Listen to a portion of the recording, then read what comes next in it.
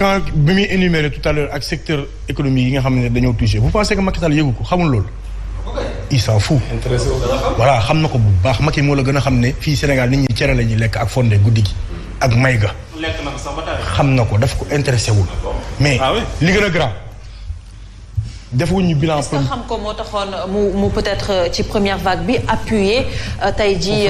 les ménages. c'est pas vrai benn ménage gisul 100 francs foofu laa jëm. c'est-à-dire que lu tax le contrat est rompu c'est que en pire période xeex mu ne guerre il a trouvé le moyen d'enrichir son beau-frère et ses amis. ah bon. ci biir guerre sanitaire yow toi tu trouves le moyen d'enrichir ton beau-frère et ses amis ñu dem di commander ji ay ceeb. te pourtant ton ministre avait fait un plaidoyer fii toog naan am nañ 1,250,000 tonnes il ne reste que 400,000 tonnes pour ñu am autosuffisance alimentaire est-ce que c'est cohérent kon nga dem di jënd ci ceeb ci àll bi. donc li nga doon wax li ñuy énumérer yëpp Macky xam na lépp mais loolu intéressé wul Macky li ko intéressé il a un agenda bu muy respecté. agenda bu muy respecté nag intéressé wul peuple sénégalais bi.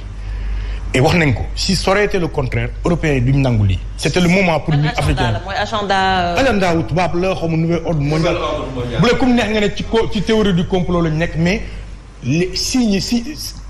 kii ñoo leer quoi y a plein d'aspects yoo xam ne. boo ci wéeroo da ngay xam ne lii la il obéit à certains comment dirais-je yoo xamante ne ñoo ko dicté lii ak lii la ñun nag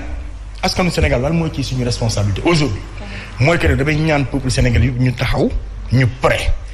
fu ñu ci munti nekk ak ku ñu ci munti doon buñ ne rek Dakar la ak Thiès fa la war a mun a yem ji nga 12 jours yi bu jeexee Macky continuer état d'urgence bi continuer couvre-feu bi waxuma la musiba baaba kumba dina am fii au Sénégal nit ñi xajuñ ci kër yi amuñu lu ñu lekk secteurs yi nit ñaa ngi bëgg a dee les Sénégalais sont fatigués Macky bu ñu yërëmul nañ yërëm ñun suñu bopp te pasum kanam borom a koy fajal boppam y a rien qui explique son couvre-feu en tout cas du ñun ay données yu ñu am du ay données yu ñu intéressé ay experts am la dajale wala ay contrat am la dajale wala lu ko neex la def teg ko ñun loolu duñ ko accepté bii nag jàll na parce que daf ñu bett ñëpp la bett Sénégal yëpp la bett on ne peut que se plier face à la loi mais on voit venir. Mais qu'est-ce qui va se passer au-delà de ces 12 jours parce que gis nañ ne que quand même projet de loi sur l'état d'urgence aurait été adopté à l'Assemblée nationale en commission technique donc 12 jours yi c'est sûr que amaana peut-être daañu ko yokk ba 30 jours amaana ba dem plus loin qu'est-ce qui va se passer. D'abord il faut qu'on suive le nombre de cas bi ñu wax parce que bu fekkente ne dañ nekk ci période de 12 jours yi cas yi di gën a yokk kon foofu le problème bi ne kon le problème est ailleurs. c'est-à-dire que soo defee 12 jours cas yi yokk le problème est ailleurs. donc le problème est ailleurs voyons comment ñoom naka la seen experts yi di defee situation wu cas yi ni muy demee on va voir comment ça va évoluer parce que ñun tamit ay xel la yor duñu ay dof et que na ibir le rapport na détailler le rapport ba pare na def bilan de la première partie kooku aussi dañ koy exiger ñun askanu Sénégal il peut pas demander 1000 milliards aujourd'hui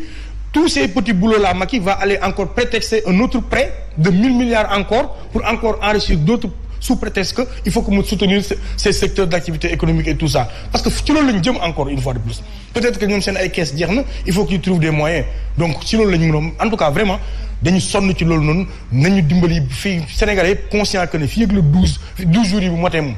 Macky teggi say mesures parce que dootuñu ko nangu il le faut parce que gisuñu pertinence bi gisuñu cohérence bi rien ne l'explique à moins que nga teg ci table bi Sénégalais yi ñu xam lan la. Thiat loolu tamit naka lañ ko dul nangoo est-ce que ça veut dire que jeunes yi dañuy continuer. non on va utiliser tous les leviers qui nous permettront ñu résister parce que assemblée mbir mi loi la loi bu ne am na loi bu koy teggi buñ ko mënul jaar ci loi bu koy teggi danañ am yeneen loi yi ñu ko mën a jaaree de toute façon loi yi ñu conseillé ñun danañ ca jaar. d'accord alors ma ñëw ci Pape Makhtar Pape Makhtar est-ce que tey jii dafa peut-être jot ñu organiser beneen vague d'appui deuxième vague d'appui comme ñu nga waxu deuxième vague de corona par rapport ak impacté yi parce que impacté yi bëri nañ quand même. waaw non bu nekkee ñoom dañuy suivre seen logique loolu mooy impératif bi parce que tey jii boo demee ci ñi nga xamante ni secteurs yi c'est vrai que mën nañu wax si ñi nga xamante ni mooy jaay fonde ak yooyu mais boo demee aussi ci restaurant yi dañu nekk situation yi doy waar suñu ay sœurs fa nekk ak ay frères di fa liggéeyee ñoom déjà ça fait quoi ça fait presque 1 an liggéeyu ñu amuñu benn rentabilité donc ñooñu tey jii nga jëlaat li tegaat ko seen kaw dafay gën a compliqué donc à un moment donné il faut que l'état bi mu jéem a jël ay ndimbal mu jox ko ñooñu mais gis nga nee na xam nga dafa am loo xamante ni ñi ngi koy foole sànq ba tey te nangu ñu dugg ci biir ba ñuy nekk ci situation boo xamante ni dañ doon rassemblé wu kaay musul yokku dem nañ fi màggal dem nañ fi gàmmu am na fi ay sëriñ kilifa yu faatu yu macha allah yoo xamante ni ay kilifa yu mag nañu nit ñi dem ci seen funérailles te taxawul kaay yokk ba ñuy dem. waaw ba ñuy dem aussi ci parce que en fait ba ñuy dem ci rassemblement yooyu ñoom dañu génne woon pour que cas yi exploser foofu la njëkk échoué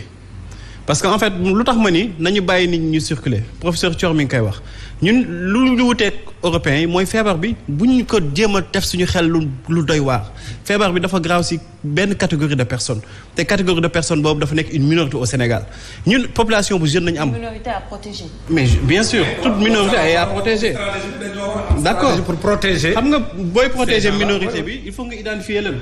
nga xool ñan la nga tester leen mettre leen à l'abri. mais ñeneen ñi soxlawul nga leen di teg ci yenn situation yi. première fois bu ñu njëkkoon def seen mbir bi mooy ba ñu ñëwee léegi gën leen apprenez à vivre avec le virus parce que sinon man mënuma comprendre président de la République toog ni experts yi nee nañ ko ak mesures yi nekk en cours feebar bi nga fi toog ba septembre sachant loolu moom mu ni mais il faut apprendre à vivre avec le virus. moo ko wax. moom ci boppam mu ni experts yi ñoo ma ni ak mesures yi nga xamante ni mooy mesure de restriction yu njëkkoon teg couvre-feu yeeg tere nit ñi dem ak dellu seeg yooyu yëpp interurbain bi ñu tëj ko mu ni ak mesures yi experts yi nee nañ ma feebar daf fiy toog ba septembre mais mu jël mesures yi yëpp teg ci suuf ni il faut apprendre à vivre avec le virus ba mu nekk mu génn si parce que lu ñu doon xaar foofu mooy cas explosé et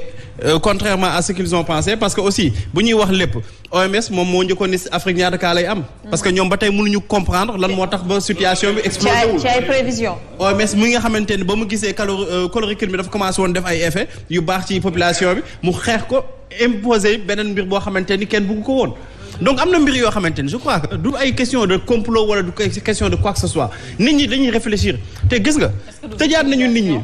comment. est-ce que du victimisation. non du tout dañuy réfléchir rek parce que gis nga tëjaat nañu nit ñi te bu ñu fàttali couvre-feu bi ba ñu ko instauré ñi ngi nekkoon ci 79 cas ba ñu génn ci couvre-feu bi ñu ngi nekkoon ci plus de 2000 cas lan moo ci soppeeku. yow ba ngay dugg yaa ngi nekk ci 79 ngay génn nekk ci 2000 et quelques te 10 premiers jours yi médecins yi ñoo la ko wax nee nañ 10 premiers jours yi cas dañu explosé woon tey jii ñu ngi ci 3e jour couvre-feu bilan bi lan la def. 13%. ci 11% la jógee dem ci 12% dem ci 13%. 3e jour couvre-feu bu daañu ko dem 15 wala 14. 3e jour dañu nekk seen logique. donc am na un mois donné yoo xamante ni je crois que il faut que ñu wax ko askan bi c'est-à-dire ñoom nekkuñu fi tey jii di jéem a résoudre le problème parce que problème bi yomb naa résoudre parce que professeur Raoul yàgg na koy wax mu ni nekkatuñu ci ay affaire de scientifique mais ci affaire absurdité nañu nekk. problème bi xam nga lan la. identifier ñu feebar. ñu faj leen ñeneen ñu continuer dox seen activité mais nan ngay fexee ba identifier ñu feebar te doo organiser test de masse milliards yi ngay jël di ko commander ay vaccin mais milliards yooyu jël ko nga wala nga si ñi ngay jaar ñu jox la vaccin jaaral si ñoom ñu jox la ay test. alors wax nañ la nee nañ la dinañ ci jëm. non demuñu si loolu dañu ni si centre de santé yi maanaam ku feebar kese fay dugg centre de santé da nga fay dem naan da ngay def test c'est-à-dire test volontaire sax amul fenn Sénégal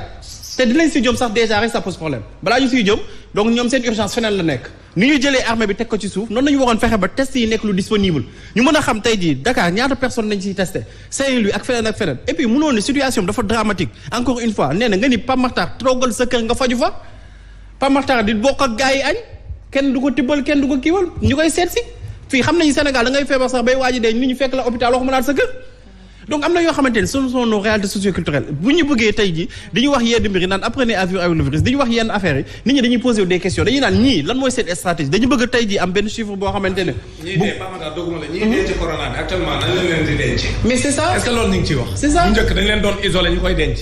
ak ay certaines mesures yu ñuy jël ak ay précautions actuellement ñii dee ci corona bi ci quartier yi mais nan lañ leen denc te ñu ngi dëj ña ngay dem di leen yóbbu ci di leen suuli ay centaine de personnes leen suuli te loolu dañ ko doon tere ca bële te bii tereetuñ ko donc logique bi mooy dañoo bëgg a kaay yokk. gis nga incohérence yi aussi tey jii Tchad mi ngi nii Dakar mën na dem Kaolack te pourtant nee nañ Dakar dañ fi def couvre-feu Tchad mën na xëy suba dem Kaolack jógewaat Kaolack ñibbisiwaat Dakar avant 21h. kon tu t'attends à ce que ñu isoler Dakar ak Thiès bu ñu doon jël ay mesures yu cohérentes loolu la ñuy def te bu ñuy bëggaatee beneen mbir bi maa ngi dégg ñu naan restriction ci transport yi mais restriction ci transport yi déjà yow temps normal sénégalais yi amuñu oto yu doy nga ni leen léegi ci oto yi nga xamante ne ñoom ñoo fi nekk doon jël professeur Pikine di ko yóbbu Guédiawaye oto yooyu da ngeen di wàññi nit ñi siy nekk léegi yow looy créé waat rassemblement parce que nit ñi du ñu dem du ñu dikk wala ay jinne ñoo ni transporté ku liggéey ba wàcc jóge ville war a dem Pikine boo wàññee nombre de places yi nekk ci biir oto yi mais kooku lan lay def xanaa ay jinne ñoo koy transporté yóbbu ko këram wàññi ay heure am teg ci ba puis et puis boo wàññi heure am wàññi nga productivité am. nga tegal ko facture courant mi ngi fi tege wàññi woo ko benn charge c'est-à-dire gis nga bu ñu nekkee situation boo xamante ne dañuy lay wàññil ay sa productivité dañ la war a wàññil ay charge mais wàññil la charge wàññi sa productivité ba noppi yokk la extra dafay poser problème. rapidement oui Cheikh Omar. nee naa Aïcha dafa am ku mu doon waxtaanal ma ne ko Macky ak nguuram egg nañu fu ñu corona eggul c'est-à-dire nit ñi